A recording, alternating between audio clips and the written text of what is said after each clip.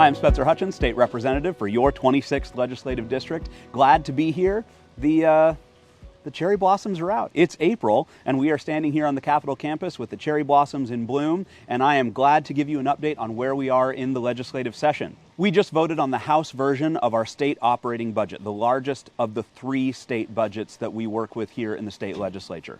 I voted no on the House version of the budget for a few key reasons. I would have loved to have supported this budget, but unfortunately, it increased our state spending by $6 billion over the prior biennium. In the last 10 years, our state spending has doubled.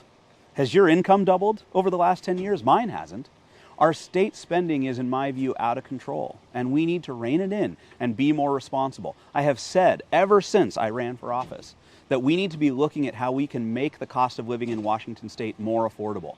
Unfortunately, we are increasing the taxes that we are taking from you. This budget does not include any meaningful tax relief at a time when our citizens are facing real tight budgets for their own families. And this budget, unfortunately for the state, is irresponsible. It also did a few things, or didn't do a few things, that I think are critical. We had the opportunity to amend the budget and provide some really meaningful funding for police recruitment and police retention. Some meaningful funding for our law enforcement around things like the auto theft fund. We didn't put that amendment in place. We are losing law enforcement officers out of our community, and we need to make that a top priority. This budget doesn't do it. We missed the opportunity to provide some state matching funds for local governments that are providing mental health resources. I spoke in favor of that amendment. That amendment wasn't taken. We have some major problems in terms of dollars and cents in the state of Washington.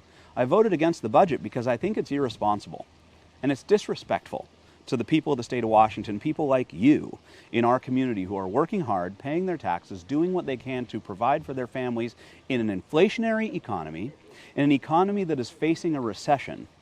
And the state of Washington is not doing what it has to do to be responsible with your hard-earned tax dollars. That's why I voted no on our state budget. We will see what happens when we go into conference with the Senate on the operating budget. The last thing I'll say about the budget really has to do with politics, and it's this.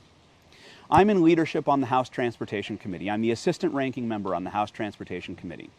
The bipartisan work that we do in the Transportation Committee is vastly different than the lack of bipartisanship we saw in the process on our House operating budget. The minority was left completely out of the budget negotiation process. It was commented on the floor of the House by our ranking member, the Republican ranking member on the Appropriations Committee, who said of the 1,500 programs in the operating budget, only about 50 were Republican programs. It is a wildly unbipartisan budget, and unfortunately, I think for the state of Washington, we need more balance.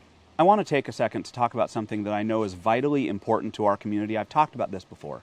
Community safety, drugs, crime, policing.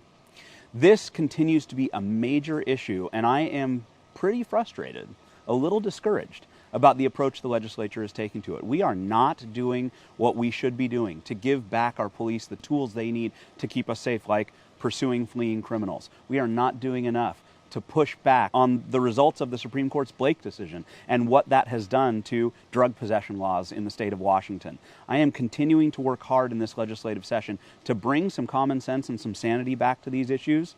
We'll have to watch these bills closely, but the versions of bills on police pursuit and on drug possession that we're working with currently that came over from the Senate are very watered down, and I don't think go nearly far enough. My concern is they'll get even worse before we get to the end of the legislative session. My commitment to you is what it's always been. I will continue to work hard for common sense, sanity, and balance around the issues of crime and public safety, law enforcement that our community cares so much about.